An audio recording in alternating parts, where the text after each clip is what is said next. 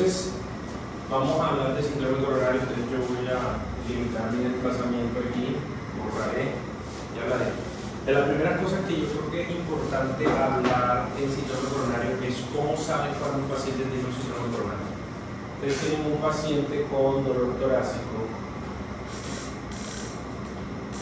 y cuándo consideran ustedes que ese dolor torácico es por los síndrome coronario. ¿Qué características debe tener? ¿Qué utiliza? ¿Cómo saben? Es opresivo. ¿Por qué es opresivo? ¿Qué más? Eliminar. ¿Qué más? La irradiación suele ser La irradiación. No se Ah, da. no se da reposo. ¿Qué más? Suele ser muy eso. El signo este de Lewis. 5 de la tarde. El signo de Lewis. Te oigo cuando me entiendes. Espectacular. Ok, a ver si intuí esta clase. ¿Qué decía Juan Daniel?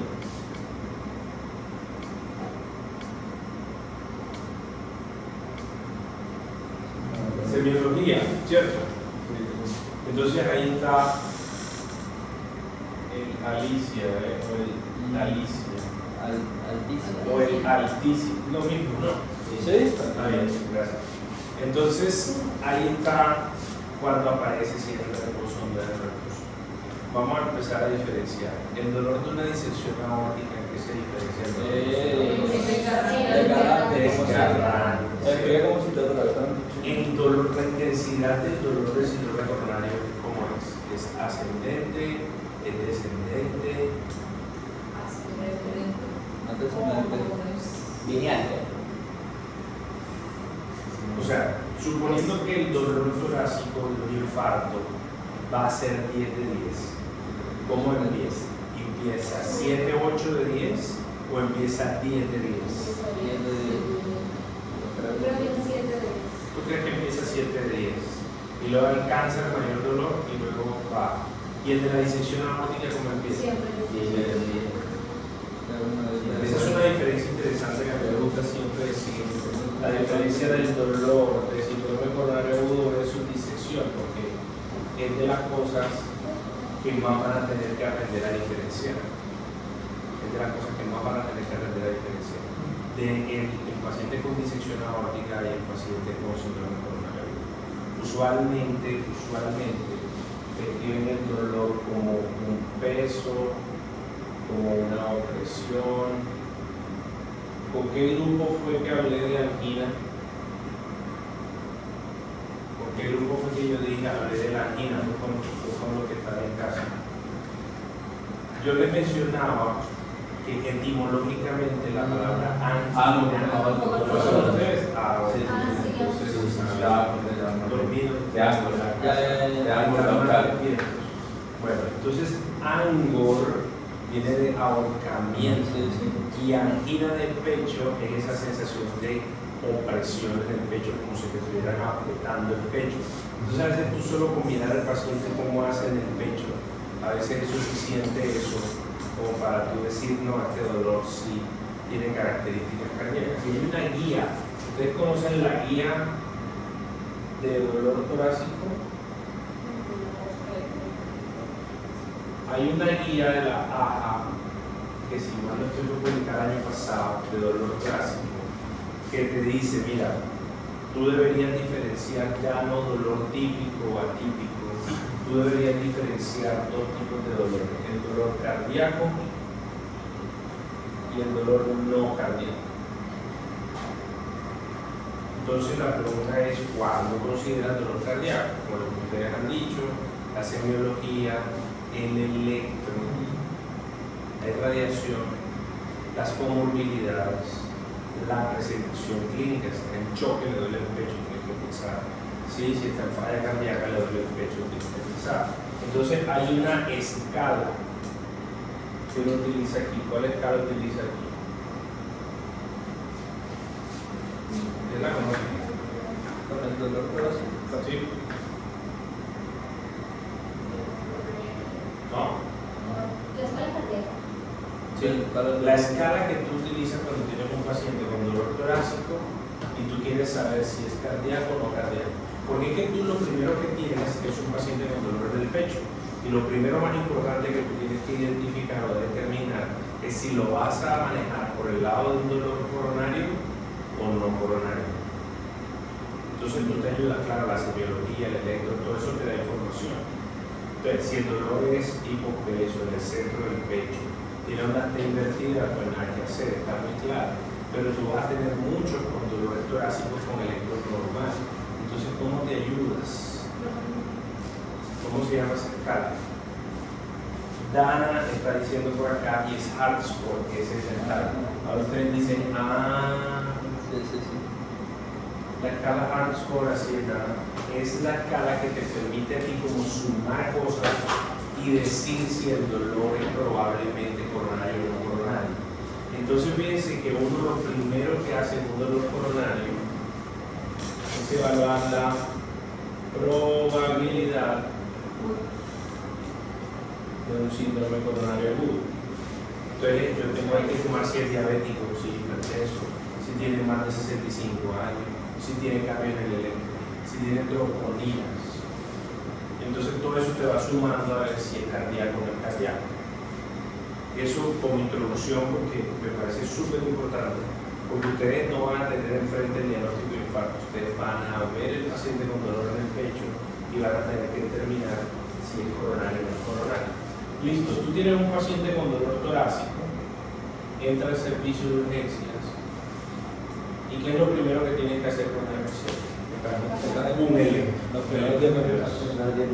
el electrocardiograma lo debes hacer en menos de 10 minutos. ¿De acuerdo? ¿Y qué opciones hay con el electro? Hay 3 opciones con el electro. Que salga normal, que salga alterado, Que salga normal, que salga con alguna alteración. con alteración, que salga con elevación del ST, Ondas invertidas. ondas invertidas no. Y que no salga nada, pero con troponinas. No, eso es normal. Pero con troponinas, Elevación del ST o Ok. puede tener otros cambios.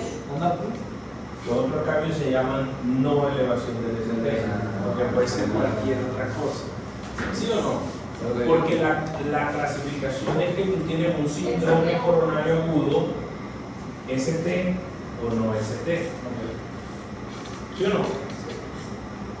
Porque cuando tú dices infarto sin elevación del segmento ST. Entonces, sin elevación del segmento ST es todo lo que no hay elevación del ST. O tú puedes tener un electro normal.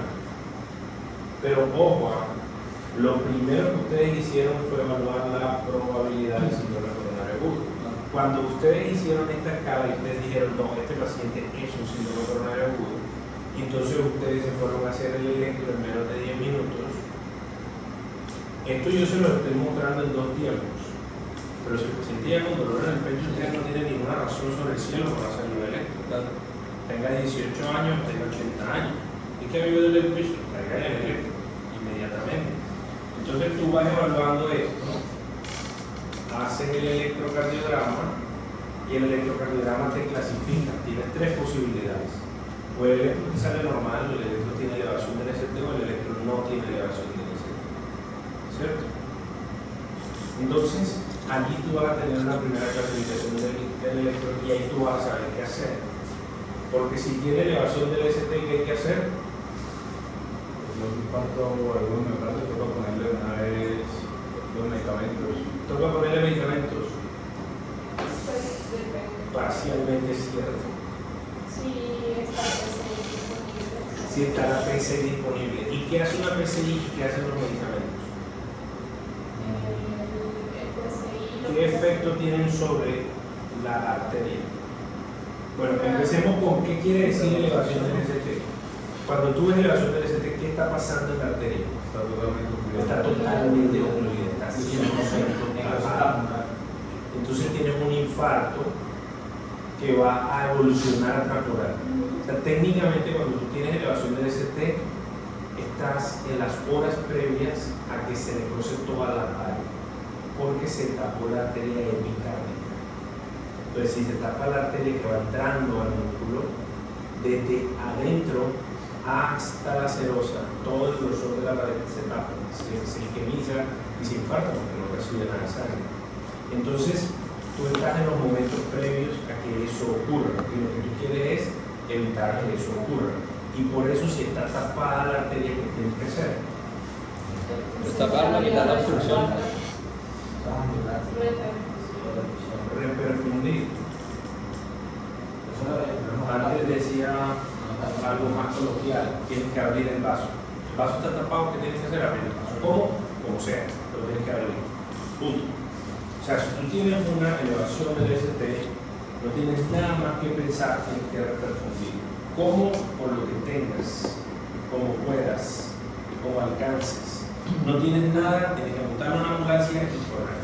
Siempre cuento que en mi rural me pasó una vez que tenía una elevación del ST y yo monté al paciente en la ambulancia. Yo hice un rural a 4 horas de Medellín por vía abierta, trocha, 2 horas trocha, 2 horas en autopista Bogotá-Medellín, y llegué a Medellín, llegué a la clínica cardiovascular y no me querían recibir al paciente porque yo no lo había comentado. Eso fue hace poquito tiempo, eso no fue hace mucho. Entonces yo llego, como no había llamado a anunciar al menos o a pedir permiso de llevar al paciente, entonces no me quería recibir, y yo le dije al médico de urgencia, como urgenciólogo, solo mira el electro por favor. Y vio la elevación del ST, inmediatamente soltó lo que está haciendo el doctor, venga adelante, vamos a ponerlo aquí, Esto es una real urgencia, no hay nada que pensar, tienes que repercutir. Cualquier otro infarto te deja pensar, no, tienes que actuar ya. Entonces tú tienes dos formas de repercutir. Tú puedes hacer fibrinólisis o puedes hacer intervención coronaria percutánea primaria. Intervención coronaria percutánea es la forma que tú tienes de decir que tú vas a llegar a la arteria, la vas a destapar y vas a poner un stent. Entonces tú haces 3 procedimientos que a veces no tienen ustedes claros los términos porque se superponen y uno dice indistintamente cualquiera de esos 3, pero son 3 cosas diferentes, solo que apuntan a una misma situación. En intervención coronaria percutánea tú tienes que hacer un cateterismo. El cateterismo es poner un catéter en un vaso, eso es un cateterismo. Entonces cuando tú vienes y coges la arteria radial y pones un catéter en la arteria radial, es un cateterismo. Cuando tú sigues y pones un catéter en la arteria descendente anterior, eso es un cateterismo. Luego tú tienes que pintar con contraste la arteria, entonces eso se llama arteriografía o se llama coronariografía, porque yo estoy pintando las coronarias. Luego de que tú ves la obstrucción, entonces el hemodinamista, que es un cardiólogo con 2 años más de hemodinámica, de intervencionismo, mete un catéter con un balón y lo abre así. La arteria está aquí, está tapada la arteria, mete un balón y hace otro. Y está haciendo una angioplastía. Está reconstruyendo el vaso. Las plásticas son reconstrucciones. Rinoplastia, mamoplastia. ¿Sí? Entonces, cuando tú haces una reconstrucción del vaso, una angioplastia, lo haces con un balón que se abre así, pum, pum, pum, pum, y eso lo que hace es que la capa lipídica que estaba ahí, que se rompió y que formó el trombo, entonces se aplaste y se abra el vaso. Pero como eso se puede volver a tapar, entonces ponemos una mallita allá adentro que se abre y queda impuesta, que se llama el stent. Entonces fíjense todo lo que involucra una ICP primaria. La intervención coronaria percutánea primaria involucra hacer un cateterismo, una arteriografía, una angioplastía y un stent. ¿De acuerdo? La colocación del stent es parte de la angioplastía. La colocación del stent es un procedimiento aparte, sí, colocación del stent. A veces se hace solo angioplastía. Por ejemplo, en los vasos carotídeos y en los vasos periféricos se hace solo angioplastía, a veces con stent. Pero usualmente en las coronarias siempre se pone stent. Hay ya hace muchos años suficiente evidencia de que los stents son mejores para mantener abierto el vaso. Entonces, ustedes tienen que reperfundir con cualquiera de estas 2 cosas, pero tienen que reperfundir. Y ahí vienen los tiempos, porque si yo tengo, ya estamos en tratamiento, si yo tengo una elevación del ST, yo debería saber si tengo en menos de 2 horas una ICP primaria.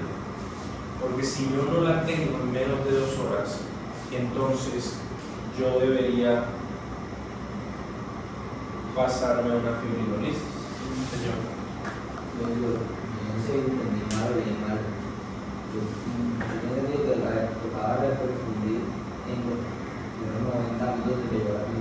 Ya voy a llegar allá. Depende. Ya voy a llegar allá. Porque primero te ponen unos límites de tiempo para tomar decisiones y luego te ponen tiempos de óptimos, tiempos ideales. Entonces te dicen, ok, tú tienes el electro del paciente y el electro es una elevación del ST. Ya tú sabes que tienes que reperfundir como puedas. Entonces, la primera pregunta es, ¿cuál es la mejor opción entre estas dos? Ahí se ve. La ICP primaria es la mejor opción. ¿Por qué es la mejor opción? Porque tiene menos riesgo.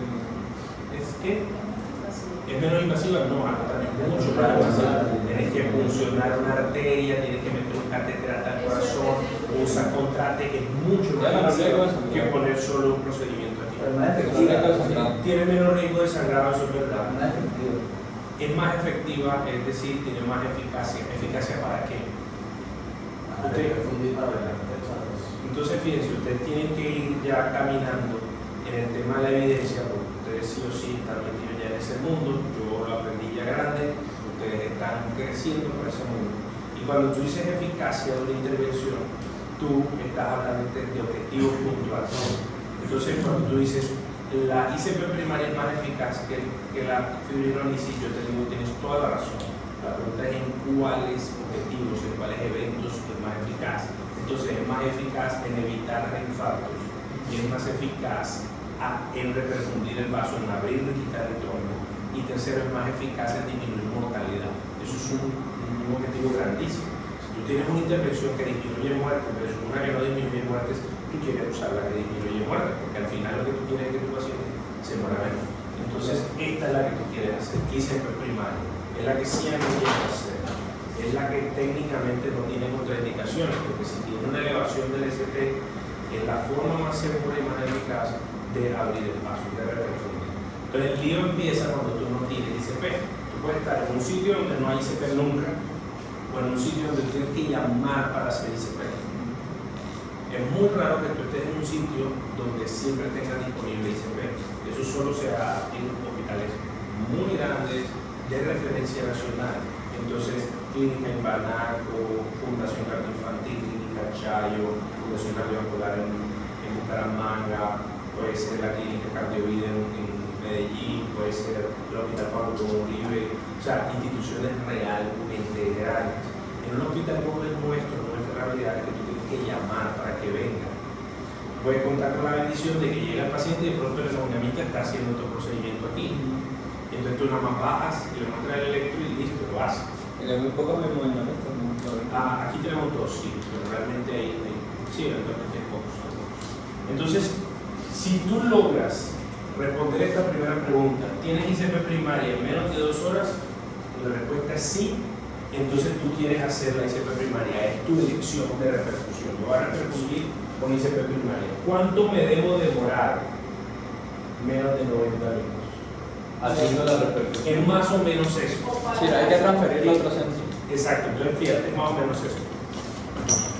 Doctor Carreño, ¿cómo estás? Tengo un infarto con ST de cara inferior. Listo, José. Yo llego. Ok. ¿En cuánto llego? Yo llego en menos de 2 horas. Ok, doctor. Pero necesito que esté hecho en menos de 1 hora y media. Entonces él me dice, sí, listo, ya yo saco para allá, estoy allá en 45, 50 minutos. Listo, doctor. ¿Sí? ¿Por qué? Porque este es como el límite por el cual tú quieres tomar la decisión, 2 horas. Pero si ya tú puedes estar en 2 horas, es como si dijeras, yo voy a apretar y estar en 1 hora y media. Porque el objetivo es que esté lo más rápido posible y el objetivo de calidad son 90 minutos. ¿Me explico? Si tú no tienes ICP en menos de 2 horas, entonces tú vas a querer hacer fibrinolisis. ¿En cuánto tiempo? En menos de 10 minutos. ¿Sí? En menos de 10 minutos. O sea, si ya no tienes el ICP disponible, fibrinolisis en menos de... Corre a trombolizar. Corre a trombolizar. Corre a trombolizar. Y si no, si demora más de los 10 minutos ya. no, si demora más de los 10 minutos, no cumpliste el objetivo de calidad, pero tú lo trombolices. ICP primaria, si no cumpliste los 90 minutos, si no lo hiciste a los 100 minutos, lo hiciste antes de 2 horas, pero el objetivo de calidad que era 90 no lo cumpliste. ¿Sí? Entonces, voy a repasar. Tienes un paciente con dolor torácico, tú le haces toda la semiología del dolor, y tú dices, este dolor tiene toda la pinta de ser cardíaco. Yo voy a querer usar una escala de probabilidad de síndrome coronario agudo. Yo voy a usar HeartScore. Y junto con el electro, yo voy a definir si esto es un dolor cardíaco o no es cardíaco. Una vez yo me decidí que era cardíaco, el electro me va a decir en qué bolsa lo voy a meter. Electro normal, ST o no ST. Si tiene un ST, yo tengo que correr a repercutir y tengo dos formas, fibrinolisis o ICP primaria. Aquí hay una pregunta importante y es, dentro de la semiología, es el tiempo de dolor. Hay un tiempo máximo para tratar un paciente con síndrome coronario. ¿Cuántas horas de evolución del dolor debería tener? Máximo para yo tratarlo como un síndrome coronario agudo. 12 horas. 12 horas. Entonces, yo tengo que saber cuántas horas de dolor tiene mi paciente para yo poder saber si lo trato como un síndrome coronario agudo o no. Porque si ya pasaron 12 horas, ya la fibrinolisis no aplica. La fibrinolisis, la evidencia de la fibrinolisis es mejor en las primeras 3 a 6 horas. Si es en las primeras 3 horas, es súper. Si es en las primeras 6 horas, es muy bueno. Después de las 6 horas, la eficacia va disminuyendo porque el trombo se va haciendo mucho más establecido y tiene mucha más fibrina. Y yo lo que quiero es romper la fibrina, hacer lisis de la fibrina. Listo. Entonces, ya la elevación del ST la tengo clara. Tengo que repercutir. Señorita.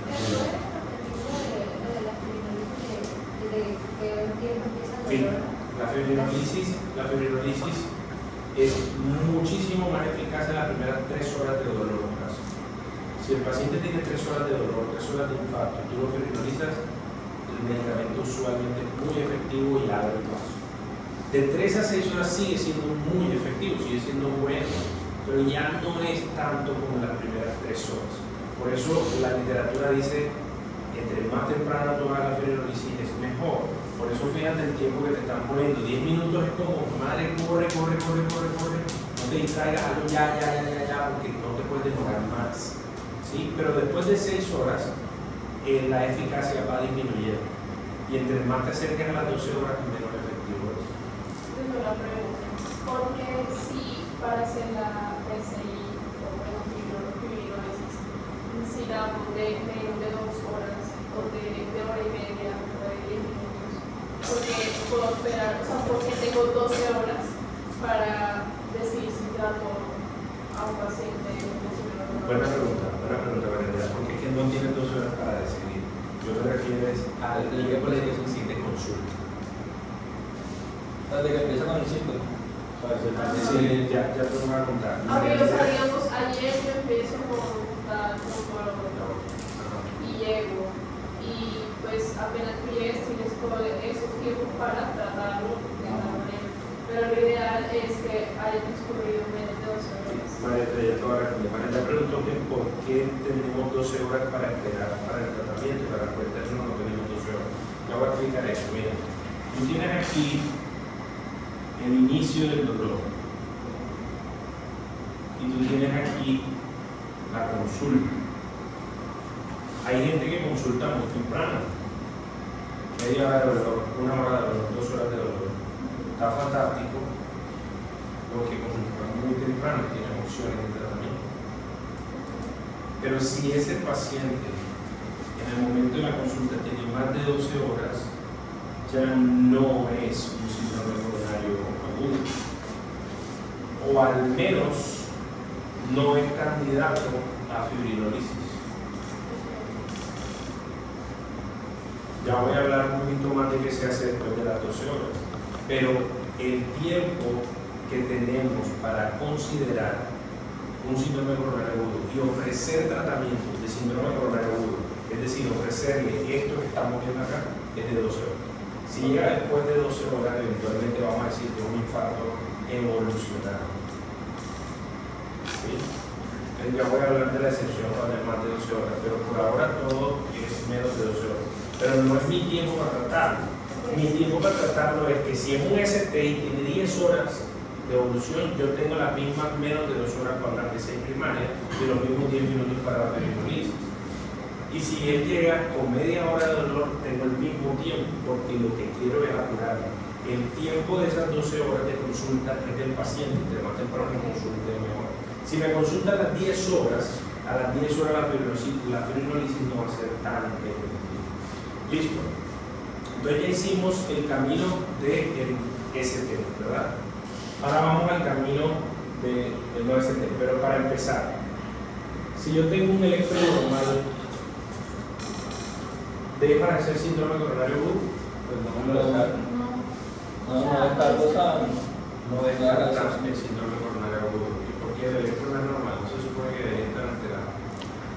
No necesariamente. No necesariamente. Si la función no es completa, no se debe alterar el segmento sistema. Y si la función es incompleta, entonces eso quiero que me quede bien claro. Un electro normal no descarta el síndrome coronario agudo.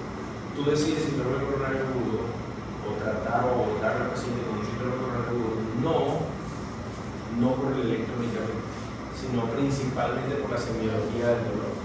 Entonces, si tu semiología es típica, el paciente tiene factores de riesgo, el paciente tiene la edad, aunque no tenga el electro, tú debes considerarlo un síndrome coronario agudo. Entonces, si tengo un electro normal o tengo unos cambios isquémicos que no son compatibles con ST, entonces yo ahí voy a meter a mi paciente en esta rama del síndrome coronario agudo sin elevación del ST. Entonces ya sabemos que el ST es obstrucción total de la arteria. Y ya sabemos que el no ST es obstrucción parcial de la arteria. O sea que, entre comillas, es el infarto que da espera. El que no da espera es el ST. El infarto que da espera es el no ST. Entonces, ahora la pregunta es, aquí en el ST yo tengo clarísimo que tengo que hacer una ICP primaria, pero en el no ST yo no tengo que hacer una ICP primaria.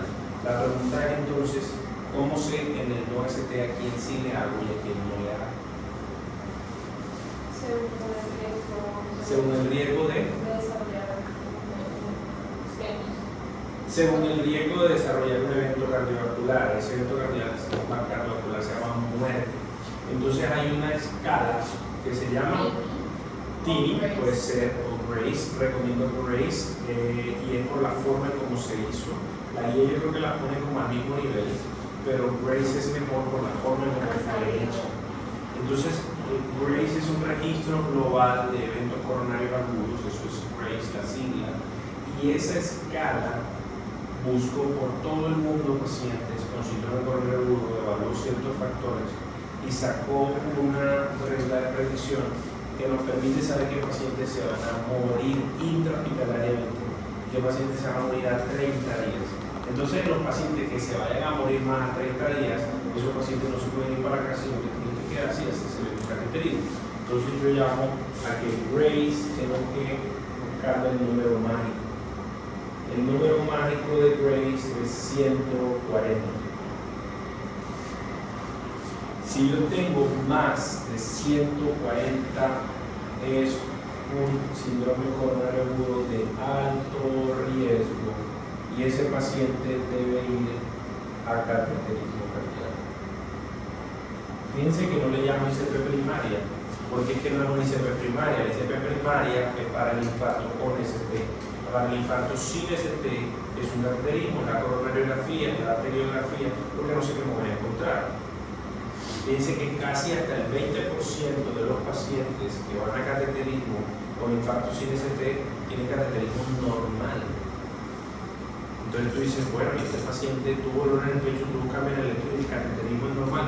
Sí, porque hay múltiples causas de dolor torácico con cambio en el electro, pueden ser muchas cosas. Entonces, aquí el 140 me da un alto riesgo para yo llevarlo a cateterismo. El otro número mágico es menor de 110, que son los pacientes de bajo riesgo. Y son los pacientes que yo eventualmente les voy a hacer una prueba no invasiva. Entonces fíjense lo que estoy pensando. Miren cómo fluye el argumento en la idea. Tengo un dolor en el pecho, parece que es del corazón. Entonces yo creo que necesito saber si eso no es del corazón. Voy a hacer un electro. Voy a preguntarle el tipo de dolor que tiene y la semiología del dolor. Yo hago ese abordaje y me da la idea de que sí es cardíaco. En el centro del pecho es tipo peso, se le irradia el brazo al cuello, le dio diaforesis. Y tú viste cosas en el electro, este sí es cardíaco. Entonces el electro tiene una obstrucción total de la arteria. ¿Qué tienes que hacer? Correr con lo que tengas. La otra opción es que no tenga una obstrucción total, sino que o no tenga nada en el electro o parezca que tuviera una obstrucción parcial. Entonces tú tienes que invertir la depresión del segmento CT, ¿cierto? Ondas U, o tienes incluso elevaciones transitorias del ST, se eleva y se baja, se eleva. Primer electro elevado, segundo electro normal. Esos caen aquí en no ST. Entonces, como tú dices, no tengo obstrucción total de la arteria. Entonces ahora yo necesito saber si este paciente tiene riesgo su vida o no la tiene. Porque no es igual un hombre de 50 años, hipertenso diabético, con dolor en el pecho y más nada. No es igual a una mujer de 80 años, diabética hipertensa por 30 años, que ha tenido 2 infartos, que tiene falla renal crónica, no es igual. Entonces tú tienes que evaluar el riesgo de muerte. A los que tengan más riesgo de muerte, entonces va a ser más probable que te tapa la arteria. Porque cuando tú miras Grace te dice cómo tiene el ST, cómo tiene la troponina, cómo tiene la creatinina. Entonces tú haces Grace y tú dices alto riesgo, llevar a cateterismo. Pero el de bajo riesgo es como si te dijera, mira, la verdad es que no estamos seguros que tenga un infarto, no estamos seguros de que tenga la arteria tapada. Porque este paciente troponina no elevó, el electro no tiene cambios, la creatinina está normal, no es diabético. Entonces yo no llevaría a un cateterismo a un paciente de bajo riesgo. Yo quiero inducirle la isquemia. Yo quiero hacer una prueba de inducción de isquemia. Yo quiero someter a esfuerzo a ese corazón a ver si le da dolor. Porque si tiene una placa de colesterol en la arteria y yo lo pongo a hacer ejercicio, eventualmente disminuye el flujo sanguíneo, la demanda del miocardio aumenta y entonces le da dolor en el pecho y el electro cambia. ¿Sí ven por dónde va el negocio? Sí. En este caso es tan probable que si esté tapada la arteria, porque el otro porina cambia el electro, porque es diabético, entonces yo lo llevo a cateterismo porque necesito estar seguro. Pero en este de bajo riesgo, yo digo, no, voy a poner una prueba de esfuerzo. Voy a hacer una prueba de esfuerzo, lo voy a poner en una banda a correr y si hace dolor, entonces lo llevo a cateterismo, porque el dolor me está diciendo que puede que la arteria esté tapada. Pero si la prueba de esfuerzo está normal, lo mando a casa porque no es un síndrome coronario. Entonces, al principio pensé que era un síndrome coronario, pero este paciente, aunque el dolor parecía, el electro fue normal o no tuvo muchos cambios, le hice una escala que me dijo que era de bajo riesgo y le hice luego una prueba de inducción de isquemia que me salió negativa, que ese paciente no tiene nada, se va para eso. En Estados Unidos, tú a este paciente con Grace de menos de 110 lo mandas a casa y la prueba no invasiva se la hacen a los pocos días. Aquí no, porque esa prueba no invasiva no se la hace sino como en 3 meses. Entonces nosotros lo dejamos, le hacemos la prueba de esfuerzo aquí y lo mandamos a casa de forma segura. ¿De acuerdo? ¿Cómo va hasta aquí? ¿Preguntas, dudas? ¿Se va entendiendo? Okay. Vamos a la casa. Bien. ¿Tienen listo por ahí? ¿Están durmiéndose? Si sale la prueba de esfuerzo y sale normal, no tiene los no se pueden pruebas en el futuro como de rutina. Como si tienes una prueba de esfuerzo normal, estás acabado, tienes una prueba de esfuerzo normal. Pruebas de rutina De esfuerzo, no se hace. de después. Si tienes una negativa, usualmente eso no cambia en menos de varios años, o sea, 2 o 3 años. Pero depende de lo que aprendes, todo depende. Pero si es un paciente que hizo un dolor en el pecho, entonces tú vas a querer hacer un perfil lipídico ahora, mirar cómo todo el riesgo cardiovascular, mira cómo tiene la colonia glicosida, mira su alimentación, que empieza a hacer ejercicio, etcétera, etcétera. Todos los cambios de estilo de vida, ¿verdad? Entonces, hasta aquí lo que hemos hablado son estrategias de reperfusión. ¿Qué pasa? Perdón, estrategias de estratificación. Aquí en el medio, de 110 a 140, entonces depende. Porque tú no tienes ni un alto riesgo ni un bajo riesgo, así que todavía hay inquietud. Tuvo dolor en el pecho, parece que tuvo unos cambios mínimos en el electro, no tuvo una troponina, pero tiene un riesgo medio, entonces depende. ¿Depende de qué? Depende del paciente. Ahora, en todo esto, las troponinas juegan un rol, no hemos hablado de las troponinas. Las troponinas juegan un rol importante. Va a preguntar, cuando tienes elevación del ST, ¿esperamos las troponinas? No esperamos troponinas. De las troponinas no esperamos porque no depende de nada de la decisión que vamos a tomar. ¿Sí? Ahora, ¿yo pido troponinas? Claro que se pide troponinas. Si soy un dolor torácico con elevación del ST, tengo que pedir troponinas. Pero yo no espero ningún resultado, eso simplemente para saber cómo estaba basalmente. Porque además, si yo hago trombolisis, yo voy a querer ver un control de esa troponina inicial, porque es un indicador de que refundió o no refundió. Entonces, cuando yo tomo troponinas aquí en elevación del ST, no es para decidir, es para tener un valor basal. Pero aquí en no ST yo sí necesito una troponina, porque aquí sí me decide. ¿Y qué diferencia hay entre tener troponina o no troponina? Que parece un infarto. Exacto. Entonces ya yo aquí en no ST, si tengo una troponina, eso me deriva en un IAM no ST o en una angina inestable, ¿cierto? Una angina inestable, de acuerdo. Entonces, digamos que las anginas inestables en donde tú usas Grace para tomar las decisiones. Porque si la angina inestable es de alto riesgo, tú la llevas a cateterismo. Pero los infartos sin elevación del ST, ¿qué haces? Todos van a cateterismo. Todos los infartos sin elevación del ST van a cateterismo. El paciente llegó por un dolor. Les cuento una historia. Yo estaba en la urgencia y llegó un señor que maneja un carro y que transporta al 80% de los médicos de Turquía. Lo conoce todo el mundo, es un requerido, es papá de un médico egresado nuestro.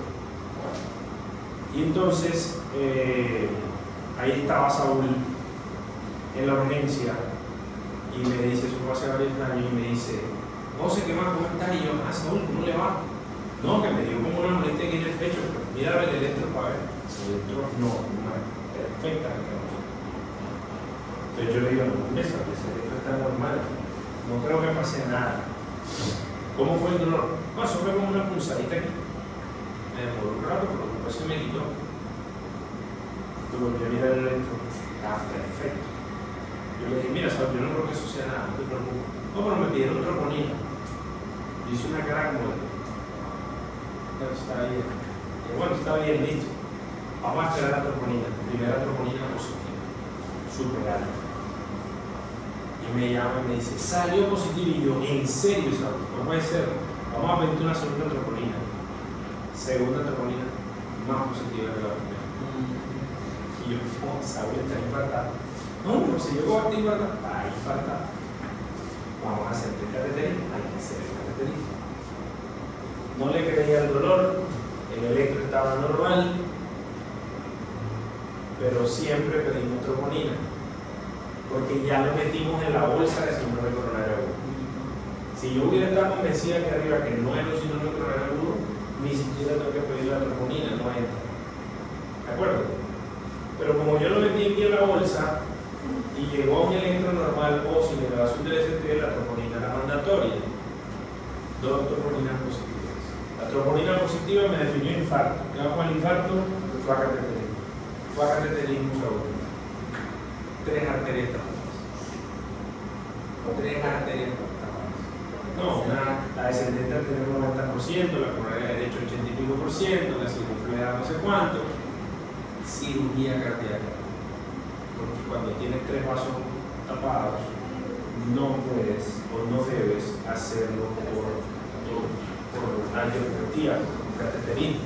Tienes que abrir el pecho y poner puentes de arterias y de venas para saltarte la obstrucción.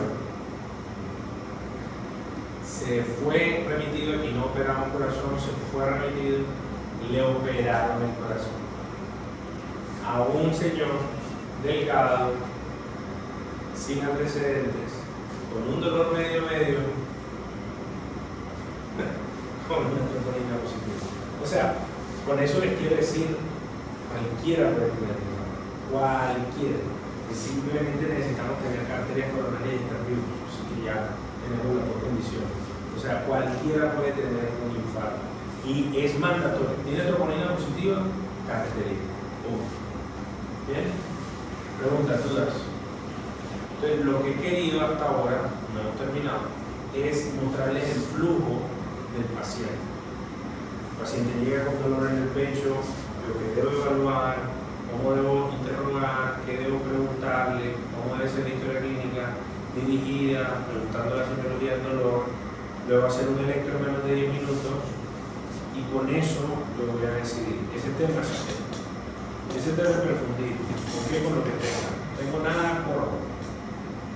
No tengo cateterismo, pero sí trombolisis y trombolismo. Ustedes deberían trombolizar en primer nivel.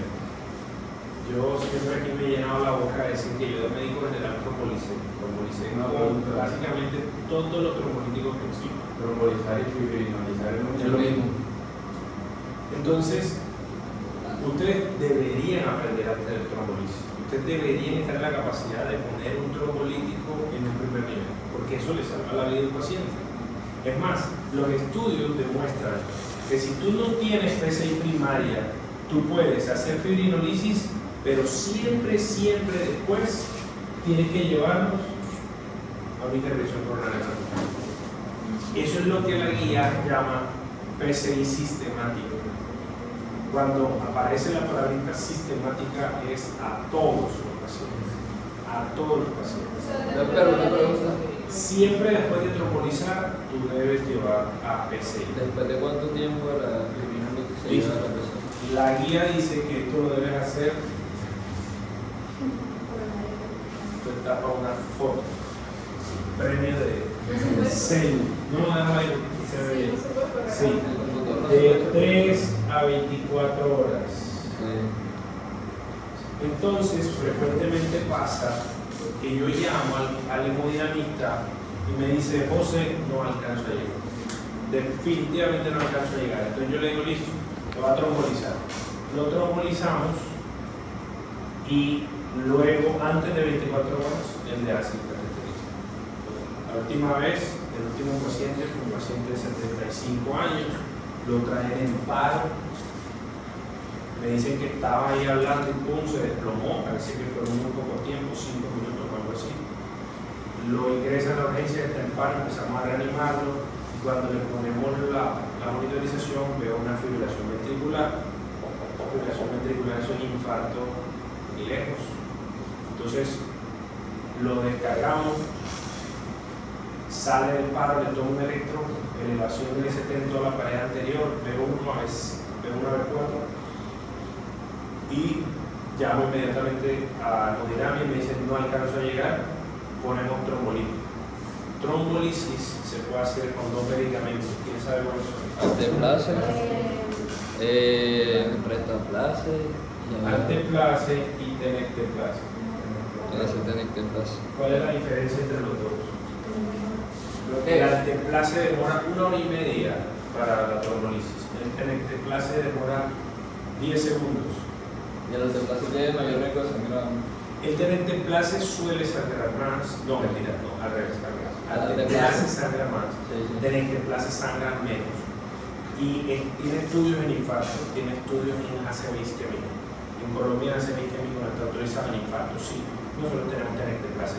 Ese señor que salió del paro y que yo le di la evaluación del ST y que tenía que trombolizar, lo trombolicé con tener clase.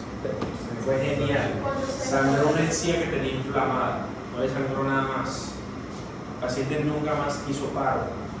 Después de la trombolisis, que por los 10 segundos nunca más hizo arritmia, se puso medarona, hicimos todas las cosas. Se fue a cateterismo porque aquí no teníamos cateterismo. Se fue a cateterismo y tenía un trombo en la descendente anterior.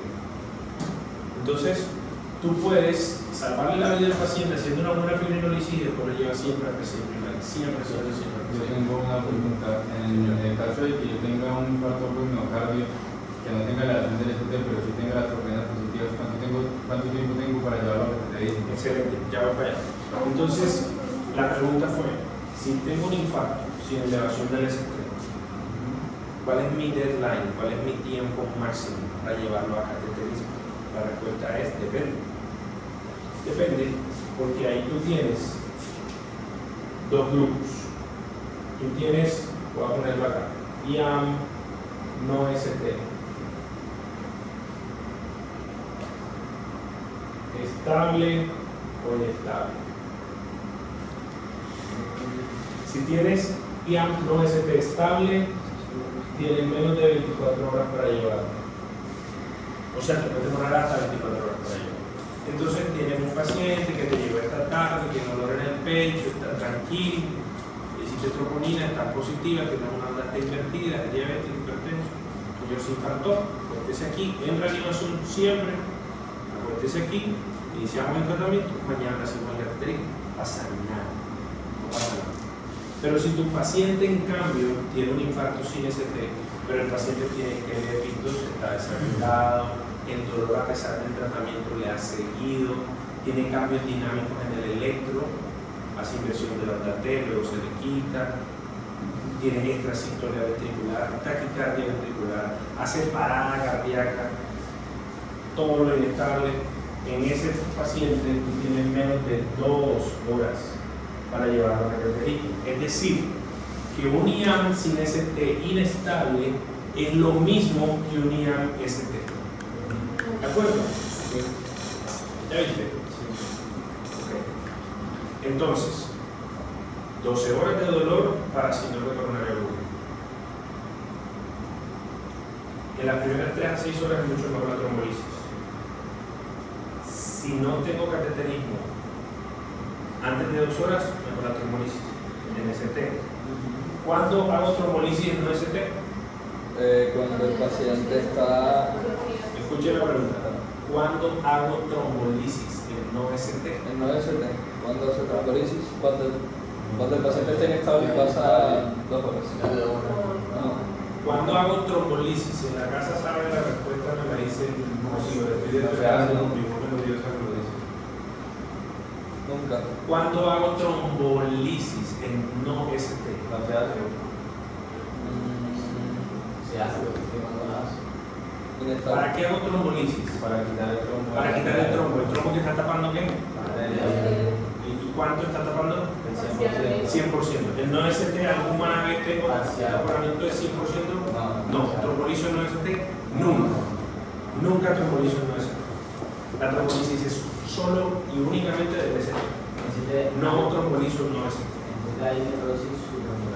Entonces en la no ST yo puedo tener de todo. En no ST yo puedo tener de todo. Pero sí, la idea es que tú ahí tienes una isquemia subendocardia, no una isquemia subendocardia, o una lesión subendocardia, sino una lesión subendocardia. Entonces, si yo tengo no ST, no trombolizo. Si yo tengo ST, trombolizo. El no ST, ¿cuándo trombolizo? Nunca. El no ST, ¿cuándo hago cateterismo urgente? Cuando está inestable. Ahora sí. Cuando hago cateterismo en no ST, cuando está inestable. Si está estable, entonces yo le hago al infarto, le hago cateterismo en menos de 24 horas. ¿De acuerdo? Si la troponina fue negativa, ¿cómo se llama? Angina inestable. ¿Y cómo hago para saber si le hago cateterismo? Riesgo alto por Grace, hago cateterismo. Riesgo medio o bajo, no hago directo cateterismo, tengo que mirar. Y si es de bajo riesgo, lo más probable es que haga una prueba no invasiva, lo monto una banda, haga ejercicio, así le doy un dolor en el pecho. ¿Cómo vamos hasta aquí? Excelente. Está como más claro el panorama, ¿cierto? Yo tengo una pregunta.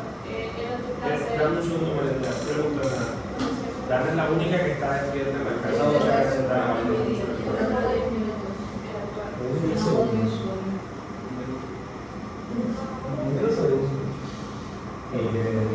Está muy bien. La pregunta de Ana, que es supremamente pertinente, me pregunta: ¿qué miro yo en el 110 a 140 para decidir si le hago cateterismo o le hago no invasivo?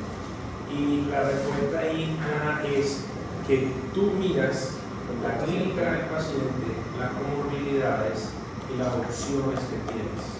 Si tú tienes cateterismo en el hospital y el paciente, por poner un ejemplo, es diabético, yo terminamos mi cateterismo.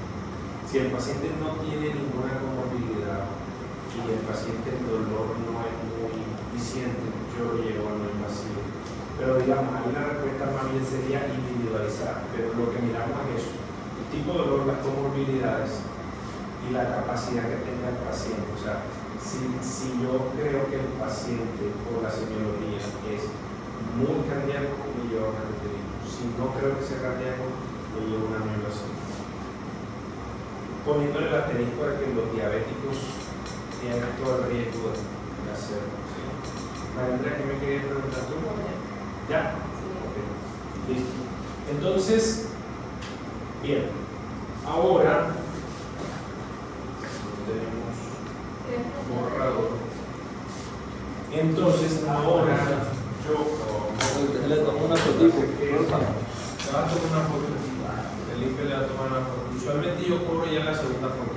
Tómale foto. Esta es la Y segunda segunda. ¿Tú le tomas? ¿Tomas tú la otra? ¿Listo? Ok. Entonces yo voy a borrar esta primera parte para poder escribir aquí, porque esta sigla me parece importante que ustedes la recuerden.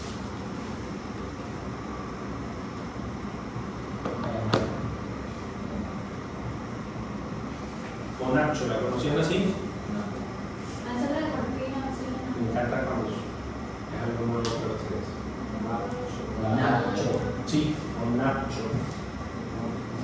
Dana la conocía, Monacho.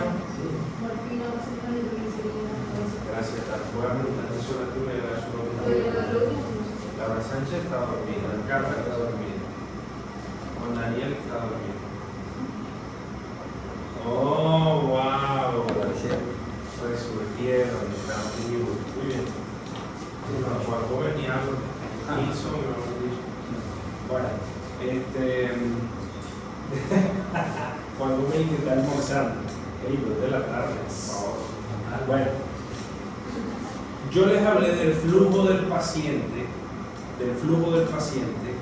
y de cómo tomamos decisiones de estratificación. Y hablamos de cuándo hacer cateterismo, cuándo no hacer, cuándo trombolizar, cuándo no trombolizar. Pero en el mientras, tú tienes que poner el tratamiento. Y el tratamiento va encaminado a qué? A que si yo tenía una placa que se rompió, ¿cuál es el primer trombo que se forma? ¿El trombo blanco o el trombo rojo? Premio por el que diga. ¿Trombo blanco o trombo rojo? ¿Qué mato pasó por aquí? Fíjate que no lo vi. En una placa de ateroma en el vaso sanguíneo se rompe. Esa es la fisiopatología del síndrome coronario agudo. En una placa se rompe y ahí se forma un trombo que está parcial o totalmente en la arteria. ¿Cuál es el primer trombo que se forma? Hay dos trombos, el trombo blanco y el trombo rojo.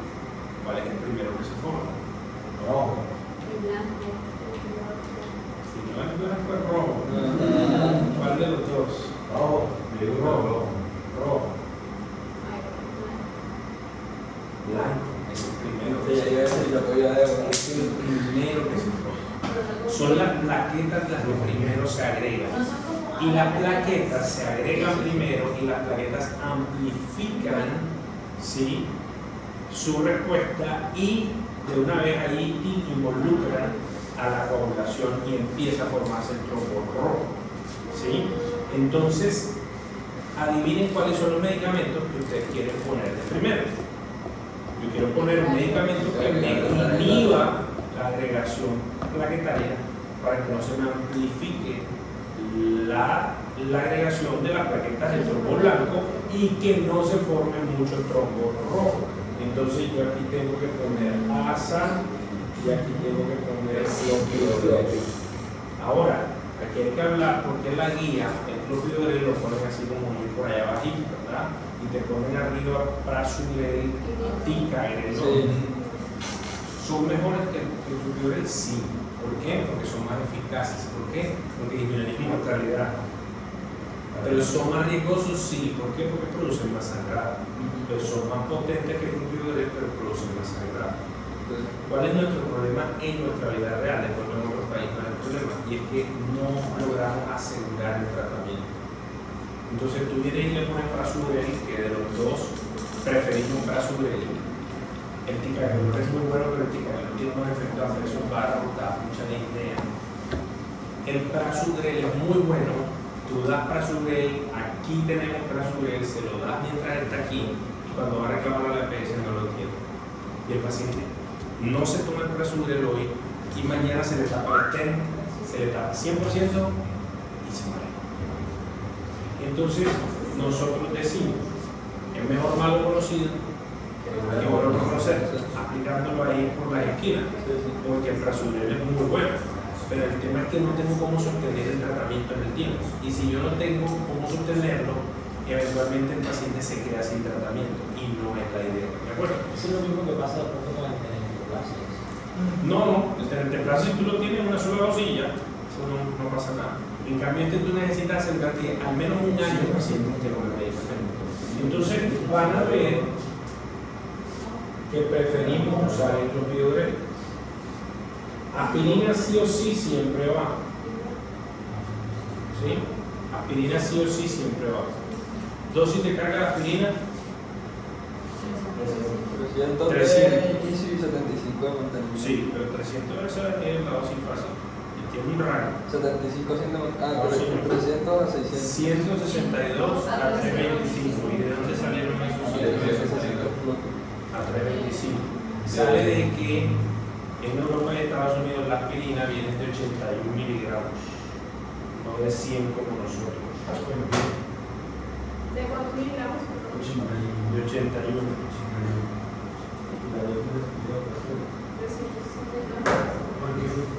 Porque sí, o sea, aquí también la hay, aquí se llama cardioaspirina, pero la aspirina genérica normalita que entra todo el mundo es de 100 miligramos. Entonces, como tú tienes de 100 miligramos y la dosis va de 82 a 165, de 162 a 325, entonces tú tienes 200, 300, ¿sí? Entonces nosotros damos 300, en esa tenemos el 300. Clopidogrel, ¿cuál es la dosis de carga? 300. ¿Y la dosis de mantenimiento? 75. Ok. ¿A quiénes no le damos 300 de clopidogrel? A los viejitos a partir de cuánto? Mayores de 75. ¿Cuánto le damos? 75. ¿Listo? ¿A quiénes no le damos el bolo de ASA?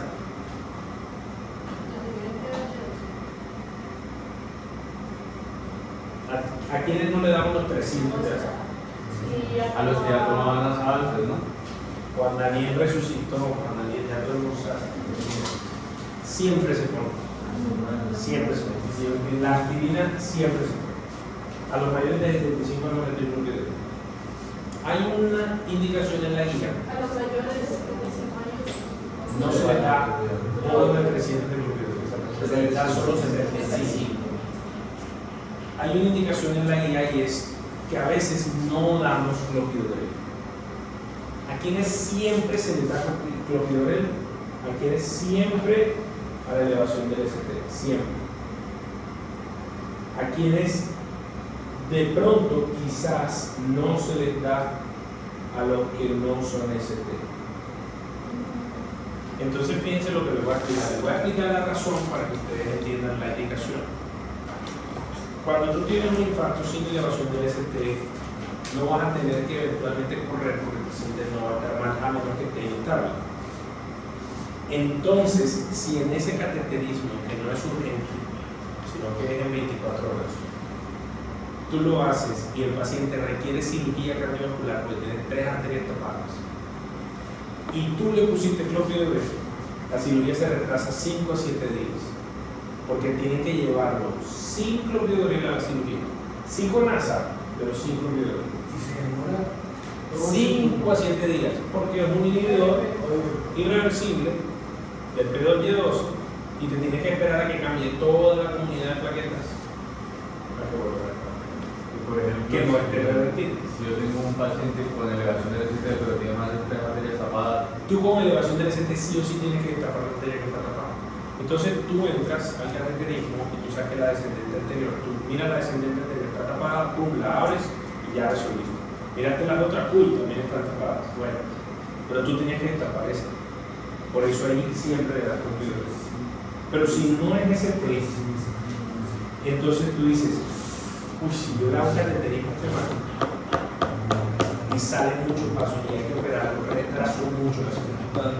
Entonces la indicación en la guía es al paciente sin elevación del ST, no le dé clopidogrel. Hasta después de que te termine. No le dé clopidogrel hasta que sepa si o no va a cirugía. ¿Qué pasa? En Colombia podemos tener situaciones en las que el cateterismo no se haga en 24 horas como debería ser, sino que se haga después de 24 horas. Entonces la guía dice, si tú crees que el paciente va a demorarse mucho en el cateterismo, entonces es probable que se beneficie de ponerle clopidogrel para que no haga otro infarto, no haga otro dolor y no empeore. Pero eso es puede que sí, puede que no. Entonces, ojo, si tú le pones clopidogrel porque el cateterismo es después de 24 horas, está bien ponerlo. Si no se lo pones, aunque el cateterismo sea después de 24 horas, también está bien no ponerlo. Porque esa es la guía. La guía te dice, puede que sí, puede que no. La indicación es 2B. La indicación es 2B. Entonces, 2B significa, haz lo que quieras. Funciona cualquiera de las dos. 2A es, o sea, tu decisión, pero lo mejor es que lo hicieras. 2A. 1 es, la mamá si no lo haces. 2A es lo mejor, si puedes hacerlo. 2B es, da lo mismo. 3 es, no lo hagas. 4 es, como lo hagas, te cae la ley. ¿Ya? Entonces, ¿sí me explico? Sí. Entonces, Me perdí un poquito. te perdiste. Ok. Entonces, ahora lo voy a conectar. Ahora voy a conectar. Miren esto. Llega el paciente con dolor en el pecho. El dolor es cardíaco. Le hago un electro. Le hago heart score. Efectivamente es un dolor cardíaco. Le hago electro. Elevación del ST. Tengo que abrir el vaso. Por lo que tenga. Tengo PCI primaria. No voy a llevar a PCI primaria. ASA 300. Clopidogrel 300. Si tiene más de 75 años, no clopidogrel 300, sino clopidogrel 75. ¿Listo? Y va a cateterismo. No voy a hablar de los otros medicamentos porque no estoy hablando de ellos. Hace clopidogrel. Elevación del ST, siempre. Clopidogrel 75 si tiene 25 años más. ¿Listo? No ST. No ST. Es un dolor cardíaco. ¿Cuándo le doy el ASA y el clopidogrel? No ST. ¿Cuándo le dan? Después de la troponina o antes de la troponina. Cuando no haya la acción del ST. Sí. ¿Cuándo le dan? El dolor en el pecho. Cuando pasan 24 horas después, no se sabe si no da después. Espera. Ajá. Dolor en el pecho. Inversión de la banda T en el electro. Dolor cardíaco. Yo digo, tiene un síndrome coronario. Vamos a mandarle troponinas. La troponina me define si es infarto o no es infarto. ¿En qué momento le doy el ASA y clopidogrel? ¿Cuánto demora una troponina en salir? 3 horas.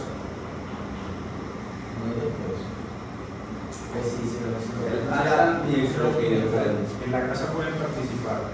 Díganme qué piensan. ¿Cuándo lo de Se le cae salió de ¿Cuándo lo de la O sea, si tiene toda la clínica. Ajá. Y Yo le voy a dar, pero Lo que Mona dice, si tiene toda la clínica, se lo doy. Antes de la troponina. O sea, si ¿Cuándo? tiene el estable, le Débora, hago el Grex, ¿Cuándo decidiste que era un síndrome coronario agudo? cuando dice el hard. Cuando hiciste el HARSCO. ¿Cuándo hiciste el diagnóstico? Cuando hiciste el HARSCO. Esto solo te va a clasificar tu paciente. Y si tú hiciste el diagnóstico, ¿cuándo tienes que hacer el tratamiento? Enseguida. Si se dan cuenta cómo le estoy poniendo las capas de la atención, le estoy poniendo todos los momentos, uno piensa que esto es primero una cosa, después otra, es todo el tiempo. Yo estoy preguntando el dolor y voy haciendo el electro. Y apenas voy interrogando el dolor, veo los antecedentes, ya le voy diciendo tengo que poner el ácido sulfúrico. Y miro el electro y veo depresión del ST y yo digo listo, no tengo que hacer PCI primaria ni trombolísis. Pero tengo que poner el ácido sulfúrico porque es que el trombo está ahí, porque el trombo está formado, no está tapando completamente. Tiene todo el riesgo de taparlo completamente. ¿Sí me explico? Entonces, ahora yo le doy grasa y clopidogrel. Y le doy clopidogrel siempre si tiene elevación del ST. Si no tiene elevación del ST, puede que se lo dé, puede que no se lo dé. Lo que estoy seguro es que si el cateterismo va a ser antes de 24 horas, nunca se lo debo poner. Si el cateterismo va a ser después de 24 horas, se lo pongo. Doctor, una pregunta. O no se lo pongo. Cuando hay elevación del ST, el clopi se pone después del cateterismo. O sea, Cuando hay elevación. elevación del ST, el clori se pone inmediatamente. Inmediatamente. Sí. Apenas yo lo hago con la escala de largo. Apenas yo vea el electro con elevación del ST, tengo que ponerle ácido sulfúrico. Listo. Ok. ¿Qué otro medicamento me actúa sobre el trombo? Las heparinas. En las heparinas tenemos serios líos, porque la guía menciona que la indicación 1 son heparinas sódicas, no fraccionadas. Heparina sódica, UFH, on fraction heparin. Esa es la indicación. No fraccionada. No fraccionada. Esa es la indicación 1. Y te dice indicación 2, enoxaparina. Y nosotros en el hospital usamos la enoxaparina. O sea, pues puede ser o heparina o enoxaparina. Sí. Pero se usa El asunto es el siguiente. Debería El ser. asunto es que poner heparina no fraccionada significa que tengo que hacer una infusión, tengo que hacer un control cada 4 horas, tengo que tomar TP y TPT cada 4 horas, tengo que titular la infusión a una unidad por kilo específica cada tanto, y eso demanda mucha atención enfermera. Entonces, normalmente aquí en este hospital no hacemos enoxaparina. Pero si ustedes fueran a otro lugar y ven que le ponen heparina no fraccionada, eso es lo que hay que poner. Está bien puesto. Nosotros nos cobijamos bajo la indicación 2 que dice que la puedo usar. Pero lo óptimo sería ponerle heparina no fraccionada. ¿Sí? Entonces, dentro de las heparinas le ponemos heparina de bajo peso molecular. La enoxaparina, la dosis plena es 1 miligramo por kilo subcutáneo cada 12 horas. Si el paciente tiene más de 75 años, no se pone 1 miligramo por kilo, sino 0.75 miligramos por kilo cada 12 horas. Si la tasa de filtración es Si la tasa de filtración es menor de 30 mililitros por minuto, entonces tú no pones la dosis cada 12 horas, sino que pones la dosis cada 20 horas. Si es menor de 30 mililitros por minuto. Eso quiere decir que si tiene 80 años y la tasa de filtración es menor de 30, tú no pones 1 miligramo, sino de 0.75. Y no pones cada 12, sino cada 24. Se juntan los. Una pregunta, no entendí cuál es la heparina no fraccionada. ¿Es la misma enoxaparina? No, señor. No. Hay dos tipos de heparinas. Heparina sódica o heparina no fraccionada, y tienes la heparina muy fraccionada que le llamamos bajo peso molecular. Heparina de bajo peso molecular, heparina de alto peso molecular. Alto peso molecular es porque no está fraccionada. La heparina sódica o heparina no fraccionada es de alto peso molecular. La purificada es la de bajo peso molecular. La heparina no fraccionada anticoagula, pero es muy errática, no es titulable, no es adecuada, es impredecible. En cambio, las heparinas de bajo peso molecular son seguras, son fraccionadas, son de corta cadena y son muy predecibles, son muy seguras, estables. Entonces, si tú la pones, tú estás seguro que está anticoagulada.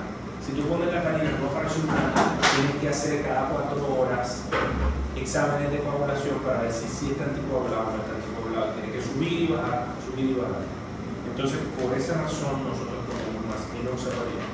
Te voy a preguntar, ¿y por qué la guía prefiere heparina? Porque los estudios demuestran que la heparina no fraccionada es más eficaz que la enoxaparina. No significa que la enoxa sea mala, significa que la no fraccionada parece ser mejor. Y aquí se pone enoxaparina. Aquí se pone enoxaparina, que es la de bajo peso molecular. ¿Listo? Entonces, heparina bajo peso molecular, enoxaparina. 1 miligramo por kilo, subcutáneo cada 12 horas. Si tiene más de 75 años, se va a hacer. Si tiene 1 kilogramo por kilo. un 0.75 si tiene más de 75 años. Si tiene menos de 30 mililitros por minuto, entonces no lo pongo cada 12 horas, sino cada 24 horas. Esos son los 3 medicamentos más importantes, azacloprid y enoxa. Siguiente súper importante, bueno, de esos 3 grandes. Esta O es de otros, voy a poner aquí la atorvastatina. La atorvastatina sí o sí el paciente tiene que recibirla. Estoy hablando de los medicamentos que hay que poner enseguida. Estoy diciendo que los médicos generales de este hospital, ahí en la urgencia, en el consultorio, esto se lo ordenan al paciente. No me esperan a mí. Eso se lo ordenan al paciente. Y esto es lo que tú deberías hacer en cualquier urgencia donde te encuentres. El paciente tiene un síndrome coronario agudo, pasa, clopid, dependiendo de lo que tengas, enoxaparina y atorvastatina. Esos 4 medicamentos disminuyen mortalidad. Una cosa es que la Paula hace ya hace un año fue pues, al cardiólogo para que revisara el motor para que me mandaran pastillas. Sí. Y le dijeron a él que no era como del todo bien que estuviese tomando la atorvastatina porque eso alarga le va a ir dañando los riñones. ¿Qué tan seguro es eso? Que la atorvastatina daña los riñones, están allá supuestamente escuchando. Falso. Pues mira, no me acuerdo cómo fue los riñones. Falso. Falla renal por estatina. Falla renal por colesterol alto. Yo conocí endocrinólogos que dicen, los endocrinólogos dicen lo siguiente: si yo a los 40 años hubiera sabido de todo lo benéfico que son las estatinas, hubiera empezado a tomarlas a los 40 años. O sea, eso te pone, yo gracias a Dios tengo un buen perfil. Pero no, eso te pone como contexto de decir, o sea, son unos medicamentos muy buenos. Son unos medicamentos muy buenos. Entonces, no, nada. Estatinas sin problema. Listo. ¿Qué otro tienes? Oxígeno. Si la saturación está menos de 90, nitroglicerina, nitroglicerina para el manejo del dolor. Tienes oral y tienes intravenosa. Yo también he escuchado que la nitroglicerina se utilizaba también en edema pulmonar y hipertensión. Entonces, oral, sublingual. O dar 3 dosis sublingual. Y si el dolor no se quita, o ponerle intravenosa. ¿Cuándo empiezo con intravenosa? En emergencia hipertensiva, edema pulmonar, falla cardíaca. ¿Sí? ¿Y en oral cuánto ¿Qué? era? En oral Oral son máximo 3 dosis de tabletas sublinguales. ¿Listo? Listo. Morfina. ¿Cuándo pongo morfina? Cuando el paciente tiene mucho dolor. Cuando puse nitro y no me funcionó. Y sigue con dolor, puedo poner morfina. ¿Cuánto? De 2 a 4 miligramos. Si no hay morfina. Si no hay morfina, Ya, pero. respire profundo, señora, haga mindfulness. No, o sea, otra opción puede ser cualquier otro fentanilo, hidrocodona. Exacto, o sea, puede ser otro opción. Tiene que ser eso. Sí, pero ¿Cuántos? beta bloqueadores. Los dos siempre hay que hacer un cambio en el país. Sí, es cierto. Mucho rato que no uso fentanilo porque no hay. ¿Y por Porque qué? uso morfina. Ah, porque están trabajando mucho por lo que Es un tema de compra. Ajá. Por ejemplo, tú eres un importador de fentanilo. Ilegal, por supuesto. Tú eres un importador de fentanilo. Tú traes fentanilo. Trajiste un lote gigante. Tú se lo vendes, va a decir a Audifarma, que es una gran farmacia. Audifarma se lo vende a Sura. Sura no le paga a Audifarma. Audifarma, ¿a quién no le paga? A ti. Y si tú no, a ti no te pagan, ¿para qué vas a traer fentanilo? Si te lo van a devolver, si no lo vas a vender, si nadie te lo va a pagar. Entonces tú dejas de traer fentanilo. Entonces se acaba el fentanilo en Sura.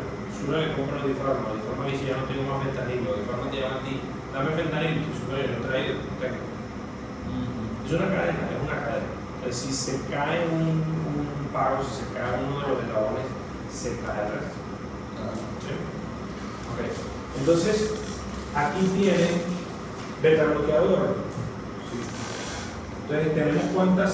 Tenemos de 24 a 36 horas para poner el beta bloqueador. No hay que correr a ponerlo. Desde que el paciente llega a urgencias. No hay que correr a ponerlo. Sobre todo si está en falla cardíaca, no puede poner beta bloqueador. Contraindicado el beta bloqueador en falla cardíaca aguda. Edema pulmonar, congestión, cero beta bloqueador. En falla cardíaca. En falla cardíaca aguda, contraindicado. En choque, contraindicado. ¿Sí? ¿Qué otros medicamentos? Diegas o arados. Técnicamente todo paciente con infarto debería irse con uno de esos. ¿Por qué? Porque disminuyen el remodelamiento del ventrículo y eso quiere decir que disminuye la incidencia de falla cardíaca. Entonces, miren, vamos a terminar. Paciente con dolor en el pecho, hiciste tu hard score, lo clasificaste como síndrome coronario, le hiciste tu electro, ST, no ST, ST reperfusión, menos de 2 horas cateterismo, más de 2 horas trombolisis, le hiciste la trombolisis, igual tiene que ir a cateterismo, menos de 24 horas, tienes alta clase, tienes clase, ¿cierto? Pero mientras decidías eso, ¿qué le tenías que poner? Asa, inoxa, noxa. Si tiene hipoxemia, oxígeno.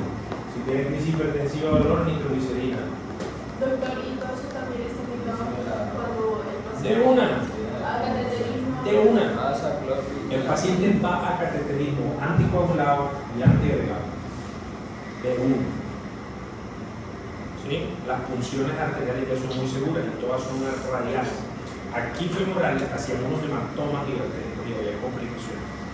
No todas, pero lo hacían. Pero aquí radiales las complicaciones son mínimas, casi nulas. Listo. Elevación del ST ya lo sabes. Fibrinolisis ya la tienes. ¿Sí? No ST, le pido a la troponina. Y le voy dando todo esto que es igualito. ¿Se dan cuenta que esto es igualito en ST y no ST? Ah, clopidogrel no ST. Si yo tengo el cateterismo aquí en 24 horas, definitivamente no le doy eso, no le doy la clopidogrel. Si el cateterismo se va a demorar más de 24 horas, puede que sí, puede que no. Si quiere, ponlo. Si no quiere, no lo pongas. No pasa nada. Pero lo que sí es cierto es que si el cateterismo es en menos de un día, menos de 24 horas, no se lo pongas. ¿Listo? Ok. Heparina, atorva, todo el resto de cosas. Ahora, llegan las troponinas, infarto. ¿Qué va a hacer? Cateterismo. ¿Cierto? Si las troponinas fueron negativas, Angina inestable, evalúas el riesgo y decides si va a cateterismo o no va a cateterismo. ¿De acuerdo? Preguntas, dudas, comentarios en la casa. ¿Todo bien? ¿Todo claro? Hay una pregunta. Laura. Hola, Laura.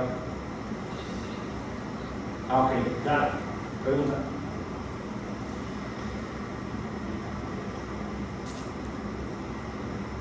$75 miligramos. Bueno, la pregunta es buena, que ya al final, listo, le haces el cateterismo, le pusiste el stent y ¿cómo queda el ácido clorhídrico? La guía dice que el ácido clorhídrico, si no tiene contraindicaciones y si el riesgo de sangrado es alto, debe durar un año. Un año, 75 de clorhídrico y 100 de aspirina. Hay algunos estudios que están saliendo que dicen que de pronto no el año completo, sino 6 meses podría ser mejor en algunos pacientes. Pero por ahora la guía dice de la práctica. Después del año quedan solo con aspirina, sin clorhídrico. ¿Listo? Bueno chicos, ¿quedó claro el asunto? ¿Sí?